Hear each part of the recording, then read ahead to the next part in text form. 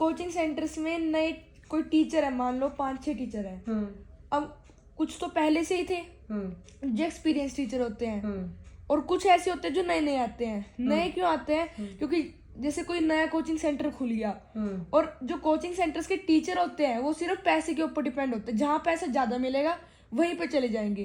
अब आकाश और जेनेसिस से काफी सारे टीचर जोश में चले गए। क्यों चले गए? ये तो मैंने अभी बताया कि पैसे वहां मिल जाते हैं, जिसके वजह से पीछे जो बच्चे रह गए जिनको वो अच्छा समझाते थे, उनके पास क्या बचा? नए टीचर। नए टीचर को होता नहीं एक्सपीरियंस, क्योंकि अब नए नए टीचर्स आ रहे हैं, अभी जैसे 25-27 इस एज के आ रहे हैं, लेकिन उनको इतना एक्सपीरियंस नहीं है। और अब मान लो एक बैच टाइप, एक कोचिंग सेंटर ने 300 बच्चे ले लिए। अब उन 300 बच्चों में से मान लो 30 बच्चे कुछ अच्छा है, क्योंकि वो पहले से ही अच्छे थे तो बाद में भी अच्छे रहेंगे।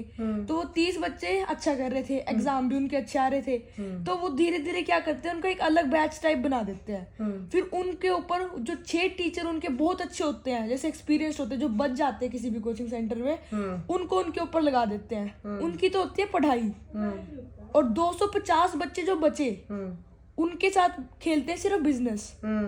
बिजनेस कैसे? उनको देते हैं, अब बच्चा बार बार अगर टेस्ट देगा और उसके कम नंबर आ रहे हैं तो वैसे ही मोरल डाउन हो जाएगा, और उसको बार बार टेस्ट देते हैं। क्यों देते हैं? क्योंकि फैकल्टी नहीं है। अब बार बार टेस्ट देते हैं तो उसकी वजह से बच्चे का मोरल डाउन हो जाता है, जिससे बच्चे में पूरा गलत इफेक्ट होता है। और उन्हें, और पेरेंट्स कैसे अब इतना मेहनत करके 2-2 लाख भरते हैं, इसका क्या फायदा हुआ? जब टीचर्स ही जो कोचिंग सेंटर कितना गलत कर रहे हैं, बाहर से कैसे दिखाते हैं, अंदर कैसा सिस्टम है इनका। और मतलब जो कोचिंग सेंटर्स में अब कोई टॉपर है, कोई टॉपर अगर निकल जाता है तो कोई भी जब भी कुछ होता है उन्हीं टॉपरों को बाहर माला पहना के नचा दिया जाता है कि बल्ले बल्ले नीट पास हो गए, वो हो गए। वही बच्चे होते हैं हर बार, लेकिन जो बचते हैं उनके साथ कुछ नहीं होता। उनके साथ सिर्फ ये, मतलब उनको पेपर देते हैं, बिजनेस खेल देते हैं उनके साथ। और जैसे कि अब कोचिंग सेंटर में कोई टॉपर निकलता है, उसकी इमेज अब पोस्टरों पे लग जाती है, हर जगह पोस्टर। अब एक केस है जिसके अंदर वो 5-6 साल पहले वो टॉपर रहा होगा, उसकी पिक्चर उस टाइम लगी।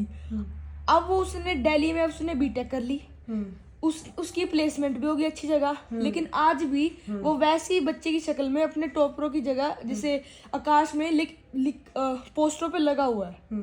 मतलब वो ईयर नहीं लिखते कि भाई ये बच्चा किस साल इसने किया था, वो 3-4 बच्चों की वही इमेज लगा के रखते हैं, और लोग उसके बहकावे में आ जाते हैं। और लोग क्या समझते हैं कि स्कूल 11th-12th में अच्छा नहीं होता और कोचिंग अच्छी होती है। कोचिंग होती है अच्छी, लेकिन ये बहुत ज्यादा बड़ा ड्रॉबैक है इसमें।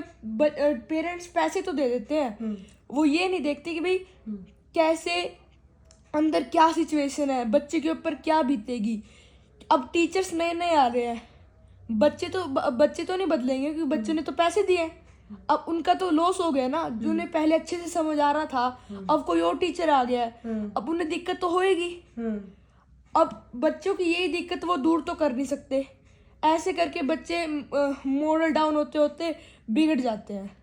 स्कूल में क्या होता है, बच्चा सुबह उठता है जल्दी, अपना रूटीन में नहाता है, धोता है, अपना खाना खाता है, अच्छे से स्कूल जाता है, फिर घर आके पढ़ाई करता है। लेकिन अब कोचिंग सेंटर में क्या, अगर किसी ने इवनिंग बैच ले लिया, वो उठेगा 12-1 बजे आराम से, 11 बजे 10 बजे, फिर वो आराम से जाएगा। उसका ये रूटीन था, जो डिसिप्लिन था, वो तो चला गया। फिर अब शाम को आया पढ़ाई करके, अब आके बातें हो रही हैं, सिर्फ बातें करते हैं कोई, मतलब जिससे बच्चा डिग्रेड होता चला जाता है, और फिर काफी दिक्कत आती है बच्चे को। बच्चे की भी गलती है, लेकिन ज्यादा कोचिंग सेंटर्स बहुत ही अब नए वो निकालेगी है, सेंट्रल गवर्नमेंट द्वारा कुछ रूल वो निकाले गए हैं जो कि फॉलो करने पड़ेंगे। हर नई पॉलिसी आई है जो हर उसको फॉलो करनी पड़ेगी इंस्टीट्यूट को। और फिरजी है नोएडा के अंदर, सबको अपने जितना तो सक्सेस रेट है वो भी दिखाना है, जितना फेलियर, जितने मतलब अच्छा नहीं हुआ, फेलियर इन द सेंस जिनके रिजल्ट नहीं आया अच्छा, वो भी दिखाना है। ये नहीं है कि भाई जिनका सिर्फ अच्छा है उनको ही हर जगह दिखाते रहो, क्योंकि उससे बच्चे लोग अट्रैक्ट होते हैं, पेरेंट्स भी अट्रैक्ट होते हैं, और फिर पेरेंट्स अट्रैक्ट होते हैं तो ये नहीं वो एकदम वो कोचिंग सेंटर ये भी तो है ना कि वो स्कूल तो 1-1 महीने के 4 ऐसे मांगता है, वो तो एक साथ मांगते हैं कि बच्चा अगर छोड़ के भी चले जाए हमारे पास पैसे रहे ही रहे। हाँ। पैसे तो वो मतलब लेके रहते हैं, अब पेरेंट्स दोबारा तो ले नहीं सकते और वो एक ही साथ जमा करवा लेते हैं, मतलब पैसा ही पैसा। ओके, सो आप डिसएग्री हो कोचिंग इंस्टीट्यूट से?